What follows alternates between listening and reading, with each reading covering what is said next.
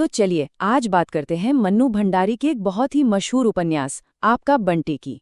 ये कहानी 1971 में आई थी और ये एक बच्चे की आंखों से एक टूटते हुए परिवार के दर्द को बयां करती है। मतलब बाल मनोविज्ञान को समझने के लिए ये कमाल की, दिल को छू लेने वाली कहानी है।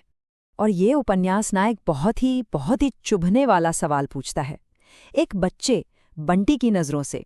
सवाल यह है कि जब माँ बाप अलग हो जाते हैं तो उनके बच्चे का आखिर होता क्या है। सोचिए, ये सवाल आज भी उतना ही ज़रूरी है जितना शायद आधी सदी पहले था। तो कहानी की शुरुआत में हम मिलते हैं 9 साल के बंटी से। बंटी अपनी माँ शकुन के साथ रहता है। शकुन एक कॉलेज में प्रिंसिपल हैं और बंटी के लिए तो उसकी माँ ही उसकी पूरी दुनिया है, सब कुछ। पर इस दुनिया की नींव ना धीरे धीरे दरक रही है। बंटी की दुनिया बहुत छोटी सी है, जिसमें बस कुछ ही लोग हैं। एक तो उसकी माँ शकुन, फिर है उसके पिता अजय जो साथ नहीं रहती, एक है माँ के दोस्त डॉक्टर जोशी, और हाँ, उसका एक दोस्त है टीटू। बस यही है बंटी का पूरा संसार। तो जैसा मैंने कहा, परिवार पहले से ही पूरा नहीं है। माँ बाप अलग रहते हैं, पिता अजय कलकत्ता में रहते हैं। और ये जो दूरी है ना, ये बंटी की जिंदगी में एक खालीपन की तरह है जो हमेशा महसूस होता है। और फिर वो मोड़ आता है जहां बंटी की ये छोटी सी नाजुक सी दुनिया पूरी तरह से बिखर जाती है। शकुन और अजय का तलाक हो जाता है लीगली, और शकुन एक और बड़ा फैसला लेती है, दोबारा शादी करने का। अब एक बच्चे के लिए ये समझना, ये मानना बहुत मुश्किल है। उसकी माँ, जो अब तक सिर्फ उसकी माँ थी, अब वो डॉक्टर जोशी की पत्नी भी है। ये एक ऐसी हकीकत है जिसे उसका छोटा सा मन मान ही नहीं पाता, और यहीं से उसके अंदर एक तूफान खड़ा हो जाता है। तो माँ की शादी हो जाती है डॉक्टर जोशी से, और जानते हैं क्या होता है? बंटी अचानक अपने ही घर में पराया हो जाता है। उसे लगने लगता है कि उसका कमरा, उसकी जगह, उसका हक, और सबसे बढ़कर उसकी माँ का पूरा ध्यान, सब कुछ उससे छिन रहा है। और बस यहीं से बंटी के जीवन का एक नया और शायद सबसे मुश्किल दौर शुरू होता है। अब वो दो घरों के बीच एक फुटबॉल की तरह हो जाता है, पर सच तो ये है कि वो अब कहीं का नहीं रहता। जब वो माँ के नए घर में होता है तो उसे लगता है जैसे वो एक फालतू इंसान है, एक थर्ड व्हील।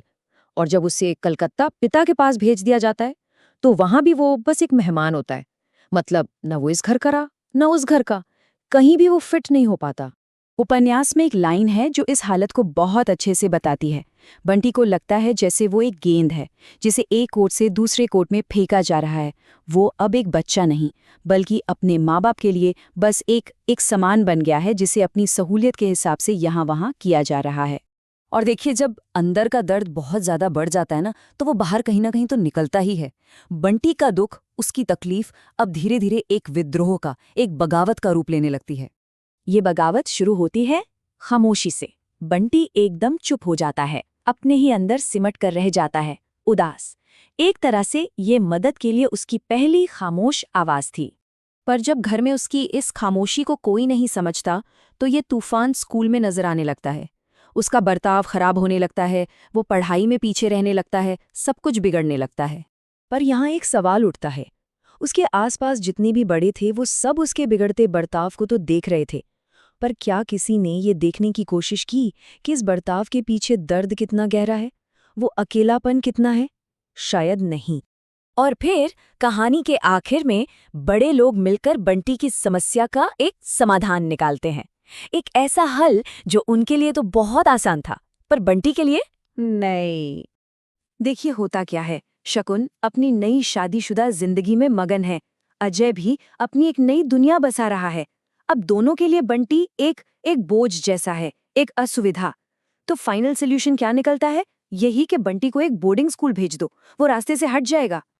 और ये एक सवाल बंटी की पूरी लाचारी को सामने रख देता है। उसकी जिंदगी का इतना बड़ा फैसला लिया जा रहा है और किसी ने भी एक बार उससे ये नहीं पूछा कि वो क्या चाहता है। आपका बंटी सिर्फ एक उपन्यास नहीं है, ये उससे कहीं ज्यादा है। ये एक आईना है जो समाज को दिखाता है कि कैसे बड़ों की जिद और उनके फैसलों के बीच एक बच्चे का मासूम बचपन पिस कर रह जाता है। ये बाल मनोविज्ञान का एक बहुत ही जरूरी पाठ है। और आखिर में ये कहानी हमें एक बहुत बड़े सवाल के साथ अकेला छोड़ जाती है। सवाल ये है कि आखिर बड़ों के फैसलों की कीमत बच्चे क्यों चुकाते हैं? और ये एक ऐसा सवाल है जिसका जवाब शायद आज भी हमारा समाज ढूंढ ही रहा है।